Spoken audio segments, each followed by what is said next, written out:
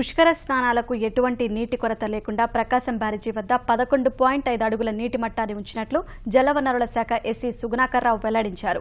అవసరమైనంత మేరకు పులిచింతల నుంచి నీటిని తీసుకుంటున్నామని వివరించారు.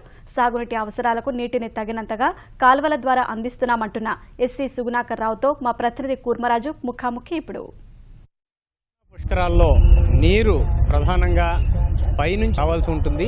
దీనికి సంబంధించి నాగార్జున సాగర్ అలాగే శ్రీశైలం ఆ పైనుంచి వచ్చే నీటిని పులిచింతల ద్వారా దిగువకి ప్రకాశం బ్యారేజ్ వరకు తీసుకొచ్చి ప్రకాశం బ్యారేజ్ నుంచి దిగువ ప్రాంతాలకు కూడా ఆవనగడ్డ వరకు ఏ రకంగా నీటిని తీసుకెళ్తున్నారో, అలాగే నీటి లభ్యత ఎలాగుంది, మిగిలిన 10 రోజులకి నీటి లభ్యత ఏ రకంగా ఉంటుందన్నది ఎస్సీ సుగుణాకర్ గారు ప్రస్తుతం అంతా ఉన్నారు. సుగుణాకర్ గారు, ఇప్పుడు మనకి నీటి లభ్యత ఎంత ఉంది, ఏ రకంగా పెరిగింది?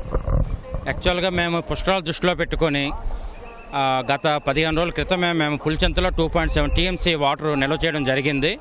మనకి ఇది కాకుండా పట్టిసీమ ద్వారా సుమారు ఒక 5,000 క్యూసెక్స్ దాకా తీసుకొచ్చి అటు బ్యారేజ్లోని పూర్తి స్థాయిలో నిల్వ ఉంచుకుంటూ కూడా ఇరిగేషన్ కెనాల్స్కి ఇద్దామన్న ఆలోచనతో మేము ఉన్నాము. అయితే దురదృష్టవశాత్తు రామలేరులోని మనకి ఒక చిన్న బ్రీచ్ పడడం వలన మేము అనుకున్న స్థాయిలో అక్కడ వాటరు గత 10వ తారీఖు వరకు కూడా మేము తీసుకురాలేకపోయాము. ఒక వారం రోజులు డిస్టర్బెన్స్ జరిగింది.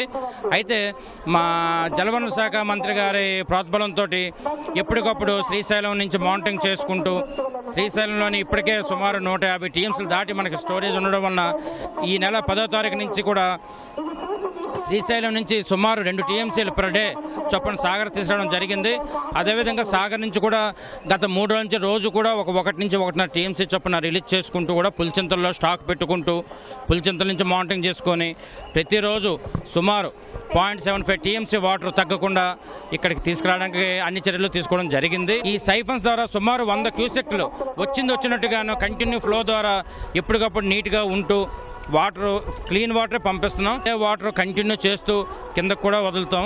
ఈ 10 రోజులకు కూడాను, రాబోయే 10 రోజులు కూడా ఎలాంటి ఇబ్బంది లేకుండా అన్ని చర్యలు తీసుకున్నాం. అదేవిధంగా రైట్ సైడ్ ఘాట్లకు కూడాను ఇంజిన్లు పెట్టి పుష్కర్ ఘాట్ ఛానల్లోని లీడింగ్ ఛానల్లో తవ్వి ఆ లీడింగ్ ఛానల్ ద్వారా కూడా ఫ్రెష్ వాటర్ అందిస్తాం. హంసల్దీప్ వరకు కూడాను కృష్ణానది వెళ్ళి సముద్రంలో కలిసే సంగమ ప్రాంతం, సాగర సంగమ ప్రాంతం వరకు ఈ దిగువనున్న గ్రామీణ ఘాట్ల పరిస్థితి ఏ రకంగా మీరు మానిటర్ చేస్తున్నారు?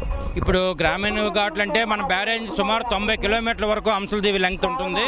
ఈ 90 కిలోమీటర్లు ఘాట్లన్నీ కూడా వాటర్తో రావాలి అంటే మనం రోజుకి 40-50 వేల క్యూసెక్స్ ఇచ్చినా వచ్చే పరిస్థితి కాదు. కాబట్టి దీన్ని దృష్టిలో ఉంచుకొని రూరల్ ఘాట్స్ అన్నిటికి కూడాను ఎక్కడైతే వాటర్ ఫెసిలిటీ లేదో అన్ని చోట్ల కూడాను స్ప్రింక్లర్స్ పెట్టి ఆల్టర్నేట్ అరేంజ్మెంట్స్ చేసాం. జలస్నానము, నీటి నాణ్యతను మీరు ఎప్పటికప్పుడు ఎలా అంచనా వేస్తున్నారు? అలాగే మున్సిపల్ సిబ్బందితో అది క్లోరినేషన్కి మీరు ఎటువంటి చర్యలు తీసుకుంటారు? ఎందుకంటే ఘాట్లలో ఇప్పుడు రద్దీ పెరుగుతున్న దృష్ట్యా ఈ ఈకోలి బ్యాక్టీరియా కానీ ఇంకోటి ఇతరత్ర బ్యాక్టీరియాస్ పెరిగే అవకాశం ఉంది.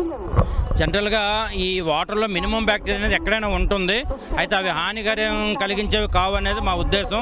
అందుకనే ఇంతకుముందు మాకు ఎవ్రీ 2 అవర్స్కి టెస్ట్ చేసుకుని శాంపుల్ సెలెక్ట్ చేద్దామని చెప్పేసి నిన్న డిసైడ్ చేయడం జరిగింది.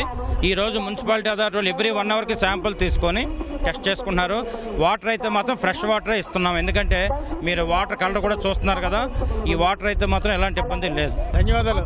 ఇది ఎస్సీ సుగుణాకర్ గారు చెప్తుంది. ఎందుకంటే ఎక్కడ నీటిని వృధా చేయకుండా సాగునీటికి అలాగే తాగునీటి అవసరాలకు కూడాను ఇక్కడ నుంచి బ్యారేజ్ నుంచి పైనుంచి వస్తున్న నీటిని పొదుపుగా వాడుకొని అలాగే పుష్కర భక్తులకి ఎక్కడ అసౌకర్యం కాకుండా అన్ని ఏర్పాట్లు చేశామని చెప్తున్నారు. ఇదే ఏర్పాట్లు ఈ 10 రోజులు కూడా కొనసాగుతాయనేసేమో ఆయన చెబుతున్నారు. కెమెరామెన్ భాస్కర్తో కూర్మరాజు, ఈటీవీ న్యూస్, విజయవాడ.